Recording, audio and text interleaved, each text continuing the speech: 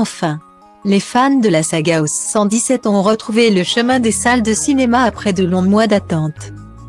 Et pour cause, en novembre 2019, Nicolas Bedos annonçait qu'il allait réaliser la suite des aventures du Berbonisseur de la Batte. 10 ans après le dernier film OS 117, Rio ne répond plus, réalisé par Michel Hazanavicius. Ce troisième volet était à la base prévu pour le 3 février 2020, mais malheureusement, avec la crise sanitaire liée à la Covid-19, le film a été reporté. Ils étaient donc nombreux à attendre fermement ce nouvel opus, avec un nouveau réalisateur aux commandes. Et le moins que l'on puisse dire, c'est que Nicolas Bedos est attendu au tournant. Un changement de réalisateur qui a logiquement chamboulé Jean Dujardin, fidèle au poste depuis le début.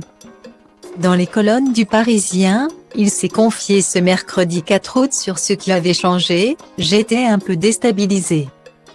Il a fallu repenser le projet. Et puis, Nicolas Bedos a désiré lire le scénario. Il avait une très grosse envie, sa vision et son talent ont convaincu les producteurs. » Et dans la suite de l'entretien, Jean Dujardin a accepté d'en dire un peu plus sur son personnage à la personnalité assez spéciale. En effet, Hubert Bonisseur de la Batte est un espion bas du front, chauvin, arrogant, macho, idiot et raciste. Un trait de caractère que Nicolas Bedos a évidemment voulu conserver. Une prise de position validée par Jean Dujardin qui préfère mettre les choses au clair directement: « Pour moi les os sont très politiquement corrects. On sait de qui et de quoi on parle, de qui on rit, en l'occurrence de lui, du personnage d'OS 117. Note de la rédaction, de ses clichés, de son alphamalité idiote, de cette arrogance de français. OS est un réceptacle à toutes nos caricatures. Nous attaquer au premier degré.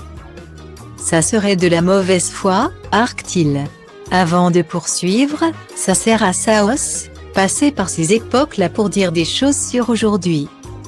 Oui, c'est vrai que dans les années 1980 on pouvait mettre des mains au cul et ça ne dérangeait personne, c'était une norme. Il n'est pas question de juger l'époque, mais de la regarder et de s'en amuser.